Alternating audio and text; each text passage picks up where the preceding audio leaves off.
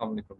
आज का हमारा जो टॉपिक है वो है जी एरर्स, फेलियर्स एंड रिस्क।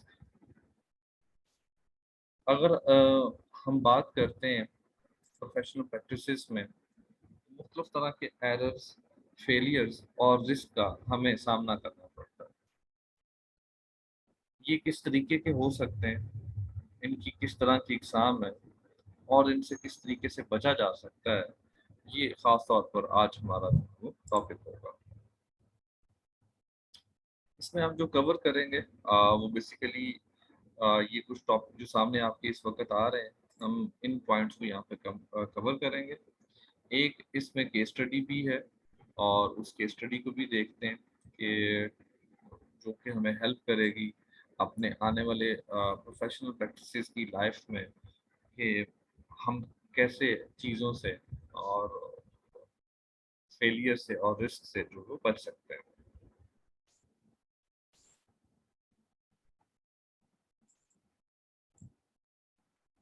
अगर हम बात करते हैं एप्लीकेशंस की,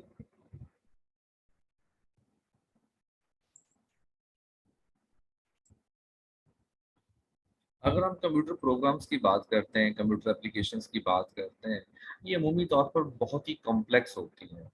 और अगर आप ये समझते हैं कि उसमें से बिल्कुल भी एरर ना हो, तो ऐसा मुमकिन नहीं है।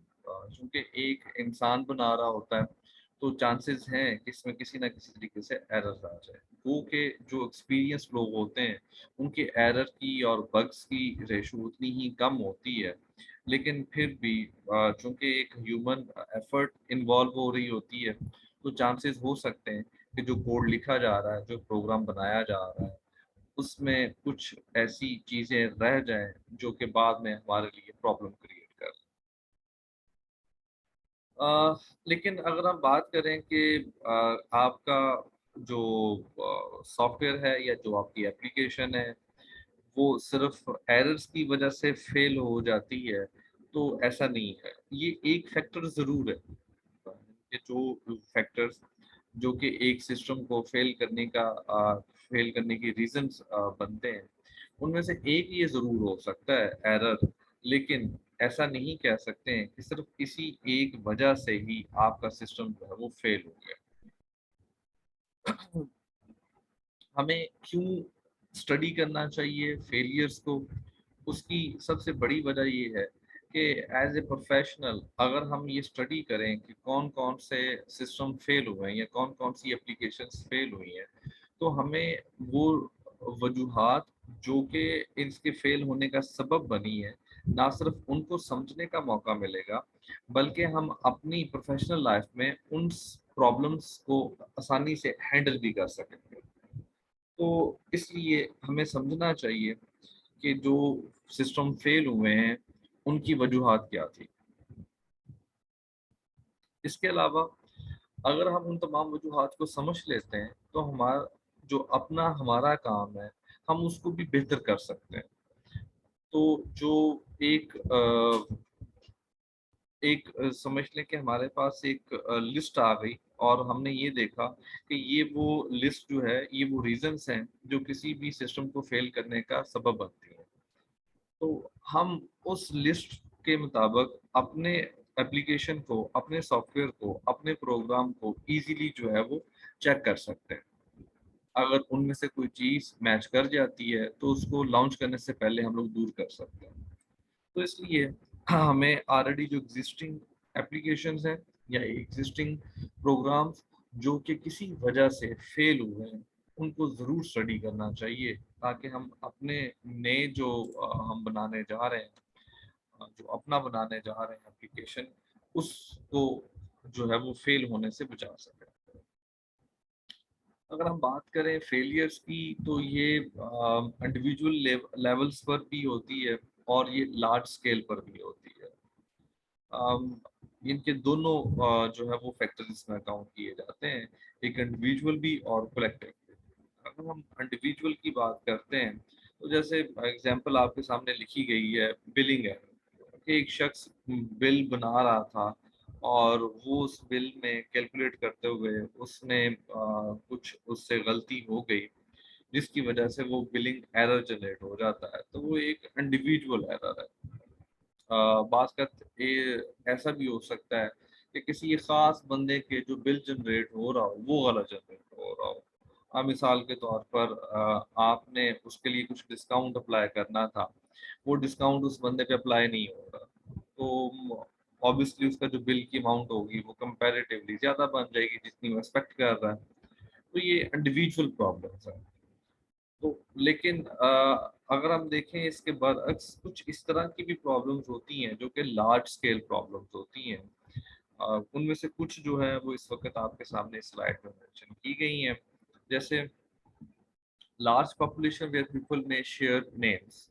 तो एक बहुत बड़ी अगर आप डेटाबेस बनाते हैं और उसमें आप जो है लोगों से नाम नेम शेयर करने के लिए कहते हैं, तो हो सकता है कि चूंकि एक से ज़्यादा नेम हो सकते हैं, एक ही नाम के एक से ज़्यादा लोग हो सकते हैं, तो अगर आपने वहाँ पे डुप्लीकेशन को हैंडल करने के लिए कुछ चीज़ें ऐड की हुई हैं, तो वो यहाँ पे प्रॉब्लम जनरेट करते हैं। तो हमें इस तरह के अब जो इश्यूज आएंगे, हो सकता है कि हमारे पास जो कंप्लेन्स आए वो एक से ज़्यादा ग्रुप या एक से ज़्यादा नेम्स के ऊपर आ जाए। तो अब ये इंडिविजुअल लेवल की चीज़ नहीं रही। इसके अलावा बाज़ क्या होता है कि हम कुछ सिस्टम बना लेते हैं जो कि ऑटोमेटिकली कुछ चीज़ों को एग्जीक्यूट कर रही होती है। लेकिन कुछ खास केसेस में वो जो ऑटोमेशन है वो प्रॉपर काम ना करे। मिसाल के तौर पर हम कहते हैं कि जी हमने एक सिस्टम बनाया है और वो सिस्टम ये करता है कि स्टूडेंट के जो नंबर हैं उनको मार्क कर लेता है। कि हम उसको सिस्टम को शीट देते हैं, शीट के ऊपर क्रॉस और टिक करके जो है वो स्टूडेंट ने अपने आंसर दिए हुए हैं। मल्टीपल चॉइस किस्म का वो पेपर था।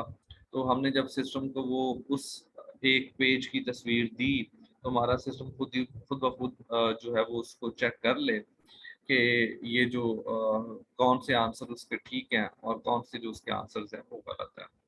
और हमें चूँकि एक-एक पेज देने की भी ज़रूरत नहीं है, तो जैसे फ़ोटोकॉपी मशीन में होता है कि एक ही पेज सारे पेज एक ही दफ़ा रख दिए जाते हैं, तो एक-एक पेज को पिक करता जाता है।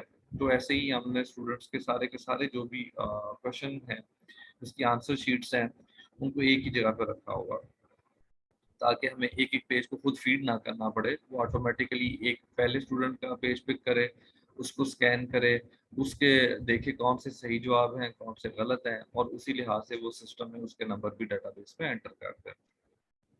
तो अब मुमकिन हो सकता है कि बाज़-औक़ात वो एक की बजाय 2 पेज पिक कर ले। हो सकता है कि वो अगर आपने प्रॉपरली जो है वो क्रॉस नहीं किया या प्रॉपरली टिक का निशान नहीं लगाया हुआ, तो वो उस आंसर को या उस क्वेश्चन को सही तरीके से ना पढ़ सके। तो कुछ स्पेशल केसेस हो सकते हैं जिसमें वो ऑटोमेशन जो है वो प्रॉपरली काम ना कर सकती हो। ये मुमकिन हो सकता है इस तरीके से। अगला पॉइंट है कि over confidence in the accuracy of data. हम लोग क्या जब सिस्टम बनाते हैं, खासतौर पे जो ऑटोमेशन सिस्टम होते हैं, उसकी एक एक्यूरेसी जो है वो हम लोगों ने वहाँ पे मेंशन करनी होती है कि ये सिस्टम जो है वो कितना जो है वो सही एक्यूरेटली काम कर रहा है। हम बाज़ बात क्या करते हैं कि जी बहुत ज़्यादा ओवर कॉन्फिडेंट हो जाते हैं जी कि हमारा जो डाटा है वो इतना अच्छा है कि उसके ऊपर एक्यूरेसी जो आएगी वो भी बहुत ज़बरदस्त आएगी, जबकि एक्चुअली ऐसा नहीं होता। अगर जब वो सिस्टम को प्रैक्टिकली यूज़ किया जाता है, तो उसके रिज़ल्ट उतने एक्यूरेट नहीं आते हैं जितने के एक्सपेक्ट किए जा रहे होते हैं। जैसे हम कहते हैं जी अटेंडेंस मार्क करना। तो हमने एक सिस्टम बनाया जो क्लास में बैठे हुए तमाम स्टूडेंट्स का जो है वो फेस रीड करता था और उसके मुताबिक जो है वो अटेंडेंस मार्क करता था। और जब हमने इस सिस्टम को लैब में टेस्ट किया, अपने ऑफिस में टेस्ट किया, तो चूँकि वहाँ पे लाइट प्रॉब्लम नहीं थी, सारे दूर-दूर बैठे हुए होते थे, प्रॉपर्ली जो वो सीटिंग अरेंजमेंट होती थी, इसलिए इस तरह का कोई वहाँ पे प्रॉब्लम नहीं आता था। लेकिन जब फिज़िकली जाके डिप्लॉय किया, तो वहाँ पे लाइट इश्यूज़ भी थे, वहाँ पे सीटिंग अरेंजमेंट भी प्रॉपर नहीं थी, जिसकी वजह से जो डाटा था, वो प्रॉपर्ली हमारे लिए जो है वो काम नहीं कर रहा था। इसके नतीजे में हमारे जो रिजल्ट्स हैं वो अच्छे नहीं आएँगे और हमारा सिस्टम जो है वो फेलियर की तरफ चले जाएगा।